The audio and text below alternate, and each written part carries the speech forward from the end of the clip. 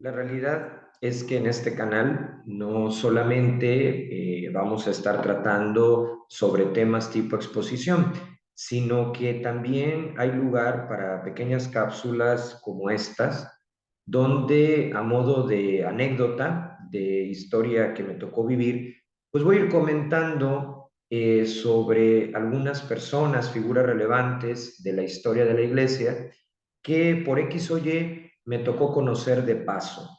Y hoy quiero platicar acerca de la vez que me encontré con el padre Jorge Loring, que muchos de ustedes conocen porque en redes sociales hay una cantidad bastante importante de videos donde aparece él explicando temas sobre la fe con muy buen fundamento y con un estilo que mezclaba lógica, una cultura general impresionante, pero al mismo tiempo buen humor y un estilo que conectaba con las personas. Por si alguien pues no está muy en contexto, voy a dar algunos datos importantes antes de contar la anécdota de cómo fue que lo conocí en un aeropuerto. Para mí, pues que había leído su libro Para Salvarte, que es todo un manual, podríamos decir que es una enciclopedia, que nos ayuda a saber contestar asertivamente, con buen fundamento, cosa que luego puede que nos falle, cuando nos hacen alguna pregunta sobre la fe, ¿no? Sobre lo que creemos y que pues, es un libro que se sigue vendiendo, es una cantidad impresionante a lo largo y ancho del mundo y que fue escrito por él. Además de que llegó a participar en muchas conferencias, programas de radio, aunque bueno, llegó a ser muy conocido cuando grabó una serie en el canal católico EWTN. Al menos yo, la primera vez que supe de él, pues fue gracias a este programa, ¿no? Pero bueno, en datos generales, sí, pues evidentemente, como lo pueden ver en la abreviatura, el padre Jorge Loring fue un sacerdote jesuita de la Compañía de Jesús, que como sabemos la fundó San Ignacio de Loyola, y nació en 1921 en Barcelona y murió en la ciudad de Málaga el 25 de diciembre de 2013. A mí siempre se me ha hecho muy simbólico que justo el día de su muerte haya sido la Navidad, como que sella toda una vida entregada a dar a conocer la fe, pero con argumentos, que eso, repito, muchas veces falta, ¿no? Y por eso hay una cantidad importante de personas, no solo jóvenes, sino de todas las edades, pues que a veces frente a ciertas respuestas simples o que no se agotan bien, pues deciden no creer y en parte, bueno, llega a comprenderse cuando no hay un fondo sólido, cuando no hay ese vínculo entre fe y ciencia.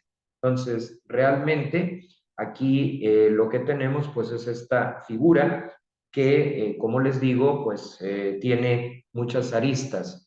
Una de ellas es también que, además de ser un experto en apologética, pues es también alguien que hizo todo un estudio sobre la sábana santa y que tanto en los programas de radio, televisión, como en su libro Para Salvarte, pues realmente realizó una labor de la que nos podemos seguir beneficiando todos porque la verdad es que las respuestas que daba tienen un elemento clásico. ¿Qué quiere decir eso? Pues que ya son atemporales, o sea, que veamos el video de él en 2022, 2030, 2050, pues siempre tendrá algo que aportarnos. Pero bueno, para no perderme, porque esto es fácil en temas tan amplios, voy a decir dos cosas más. La primera es que decidí grabar este video a modo de testimonio porque me enteré por internet que hay un grupo de personas interesadas en tramitar la apertura de su proceso de canonización. Por supuesto que este video no es un testimonio en el sentido canónico de la palabra, se llevan unas formalidades específicas y obviamente en estos casos siempre hay que esperar a que la iglesia lo determine. Pero sí puedo, a modo de testimonio de que me tocó verlo en movimiento, que me tocó verlo en acción, y cómo todo lo que se ha dicho de él, aun cuando obviamente fue por unos minutos que me tocó tratarlo, pues sí hay coherencia entre lo que se dice de que viajaba por todo el mundo, llevando la fe que aun cuando ya pisaba los 90 años estaba totalmente activo, excelente actitud, o sea, una persona que, como se diría en el fútbol, tenía amor a la camiseta y que yo creo que eso siempre nos va a hacer falta en todo momento. Así que sirva para dar por lo menos un respaldo de que en el tiempo que me tocó verlo en el aeropuerto de la Ciudad de México, ya pisaba los 90 y realmente, bueno, los estaba pisando más bien y tal cual, y como sus biógrafos, porque ya empieza a haber autores que nos cuentan su vida, yo puedo decir que lo vi, ¿no? Bien, ¿cómo se dio esto? Pues la realidad de las cosas es que yo venía regresando a México de unos meses de estudio en Canadá y justamente me acuerdo que era diciembre del año 2007.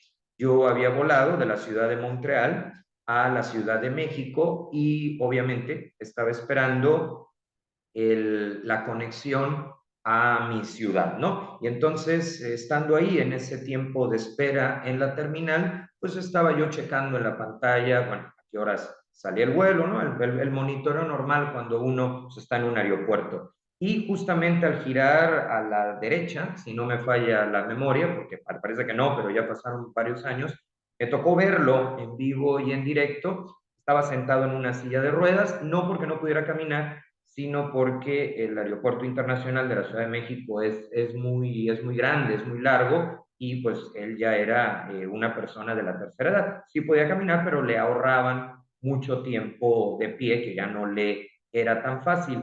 Me pasó pues de esas veces que has visto a alguien durante años en televisión y de pronto está ahí en vivo y en directo, ¿no? Y me acuerdo que lo vi y dije, bueno, esta cara es totalmente conocida, y como yo admiraba muchísimo y admiro la manera que tenía de explicar y de dar respuestas contundentes a preguntas que la verdad son muy difíciles, pues decidí acercarme, presentarme y preguntarle, ¿no? Y inmediatamente, cuando le dije pues que había visto su programa, me pidió que le hablara más fuerte y me hizo en plan de broma que ya le costaba trabajo escuchar, pero se lo tomaba con mucho humor. Ahora sabemos que en sus últimos años ideó una especie de oído electrónico porque quería seguir confesando y para poderlo hacer. O sea, eso es amor a la camiseta. En aquel momento uno escuchaba, pero ya le costaba trabajo. Eso sí me acuerdo. Y me dijo, háblame fuerte. Y ya fue que le dije, padre Loring, lo reconozco por el programa de televisión, y entonces él ya totalmente abierto, con muy buen humor, me completó la frase diciendo, sí, en EWTN, la verdad es que cuando grabé este programa, pues mucha gente me conoce y me lo encuentro en los aeropuertos, en diferentes lugares, estaciones de tren, y me acuerdo que me dijo, se presentó él también, digo, yo ya sabía absolutamente quién era, pero dijo, bueno, soy jesuita español. Esa fue la definición que él me dio, y de ahí me empezó a platicar en lo que el personal de la aerolínea lo trasladaba, porque ya regresaba a España en ese momento, iba a volar a Madrid y me había platicado de forma rápida en qué ciudades había estado de México.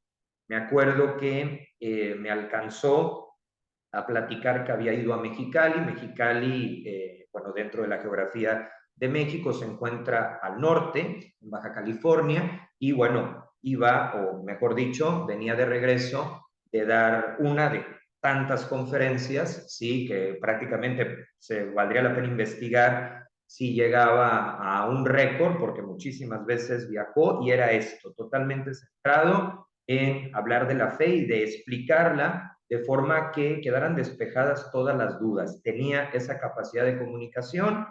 De ahí me preguntó que si yo estaba, que si participaba en algún grupo de la iglesia, le expliqué en cuál, y rápidamente lo ubicó porque, bueno, yo estoy como parte de la familia de la Cruz, que en Madrid pues, tiene la parroquia de Nuestra Señora de Guadalupe, de los Misioneros del Espíritu Santo, y rápidamente él ubicó perfectamente pues esta iglesia tan interesante en su arquitectura. Y ya después de eso, de despedirnos, me pidió ayuda y yo, bueno, muy contento de poder servir de algo a un autor, pues sí, de peso, como lo era el padre Loring, aunque totalmente sencillo en el trato.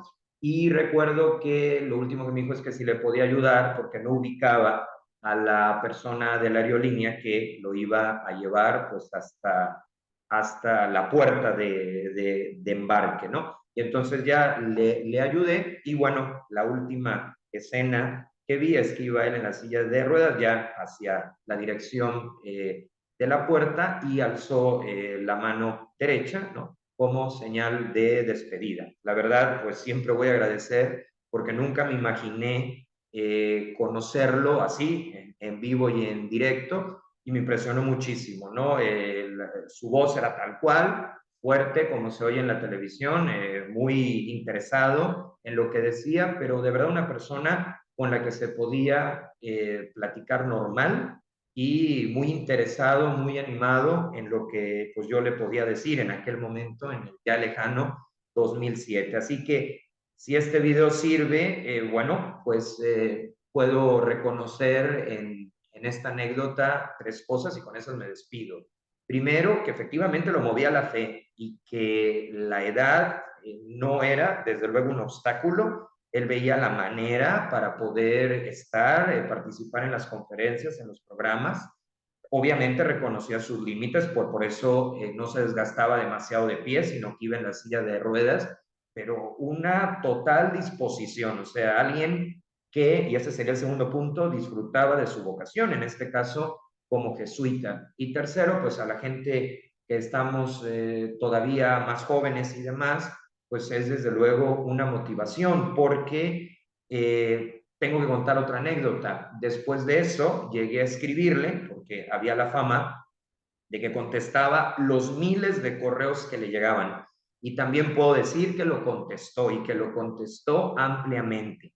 Así que cuando te topas con estas figuras, sí, pues nosotros que tenemos más acceso a la tecnología, que nos ha tocado otra época, pues no hay pretexto a la hora de entrar en diálogo con los demás, no hay pretexto a la hora de poder plantear un mensaje interesante y un mensaje de fondo. Así que desde aquí, mi gratitud al padre Jorge Loring y un gusto que, bueno, a pesar de que ya falleció, de que ya vive en Dios, ¿verdad? Todavía, pues sus videos tienen y estoy seguro que tendrán un efecto muy positivo por su capacidad de argumentar y de no rehuir de preguntas, pues que es suyo, que siempre son difíciles, ¿no? Entonces, ese es el punto, esta anécdota que he titulado Así conocí al padre Jorge López.